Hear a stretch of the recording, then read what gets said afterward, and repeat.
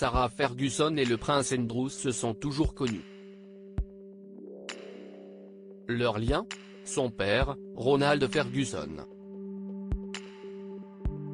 L'homme fait partie de la famille royale britannique, descendant du roi Charles II d'Angleterre et fondateur du très prisé club de polo des gardes de Windsor. La famille est une habituée de la royauté. Dans son entourage, Sarah Ferguson compte Lady Diana, dont elle est très proche. Cette dernière l'invite en 1985 à Royal Ascot, pour une journée à l'hippodrome. Là-bas, la route de Sarah Ferguson recroise celle du prince Andrew, qu'elle a côtoyé durant son enfance. Entre eux, les choses iront vite. En mars 1986, ils annoncent leur fiançailles. Le mariage est célébré 4 mois plus tard, à l'abbaye de Westminster. La cérémonie est suivie par plus de 500 millions de téléspectateurs.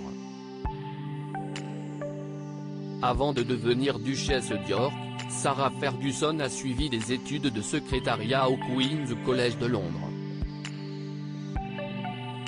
Diplômée à l'âge de 18 ans, elle travaille dans une galerie d'art, où elle mène des tâches administratives, travaille dans les relations publiques et obtient un emploi dans une société d'édition. Une vie normale, pour cette fille de parents divorcés, qui a grandi avec son père dans le Hampshire. 10 ans d'amour. Si Sarah Ferguson a mis la main sur le fils de la reine Elisabeth II, son union n'a pas toujours réjoui son entourage. Un mariage que son père Ronald Ferguson, mort en 2003 d'une crise cardiaque, critiquera dans la presse britannique. Dans le Daily Mail, il déclarera « Lorsque Jenny est née, j'ai ressenti, mais ne savais pas vraiment, que les choses n'allaient pas très bien entre Sarah et Andrew. Les choses se seraient mieux passées s'il avait été plus présent. Et Ronald Ferguson verra juste. »